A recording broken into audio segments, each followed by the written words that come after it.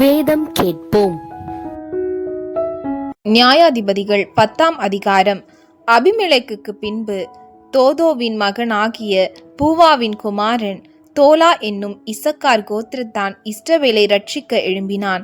அவன் எப்ராஹிம் மலை தேசத்து ஊராகிய சாமிரிலே குடியிருந்தான். அவன் இஸ்ரவேலை 23 வருஷம் நியாயம் விசாரித்து பின்பு மரித்து சாமிரிலே அடக்கம் பண்ணப்பட்டான். அவனுக்கு பின்பு கீலேயாத்தியனான யாவீர் எழும்பி இஸ்ரவேலை 22 வருஷம் நியாயம் விசாரித்தான்.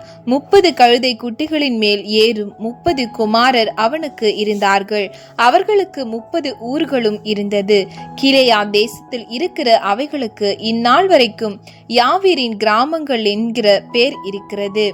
யாவீர் மரித்து காமோனிலே அடக்கம் பண்ணப்பட்டான். இஸ்ரவேல் புத்திரர் மறுபடியும் கர்த்தரின் பார்வைக்கு பொல்லாப்பு செய்து கர்த்தரை சேவியாமல் அவரை விட்டு போய் பாகால்களையும் அஸ்தரோத்தையும் சீரியாவின் தேவர்களையும் சீதோனின் தேவர்களையும் மோவாபின் தேவர்களையும் அம்மோன் புத்திரரின் தேவர்களையும் பெலிஸ்தரின் தேவர்களையும் சேவித்தார்கள். அப்பொழுது கர்த்தர் இஸ்ரவேலின் மேல் கோபம் உண்டு அவர்களை பெலிஸ்தர் கையிலும் அம்மோன் புத்திரர் கையிலும் விற்று போட்டார்.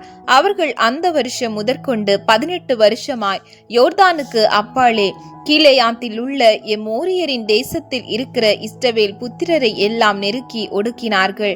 அம்மோன் புத்திரர் யூதாவின் மேலும் பென்யமின் மேலும் எப்ராஹிமின் குடும்பத்தார் மேலும் யுத்தம் பண்ண யோர்தானை கடந்து வந்தார்கள். இஸ்ரவேலர் மிகவும் நெருக்கப்பட்டார்கள். அப்பொழுது இஸ்ரவேல் புத்திரர் கர்த்தரை நோக்கி முறையிட்டு, உமக்கு விரோதமாக பாவம் செய்தோம், நாங்கள் எங்கள் தேவனை விட்டு பாகால்களை சேவித்தோம் என்றார்கள். கர்த்தர் இஸ்ரவேல் புத்திரரை நோக்கி, எகிப்தியரும் எமோரியரும் அம்மோன் புத்திரரும் பெலிஸ்தியரும் சீதோனியரும் அமலேக்கியரும் மாகோனியரும் உங்களை ஒடுக்கும் சமயங்களில் நீங்கள் என்னை நோக்கி முறையிட்ட போது நான் உங்களை அவர்கள் கைக்கு நீங்களாக்கி ரட்சிக்கவில்லையா?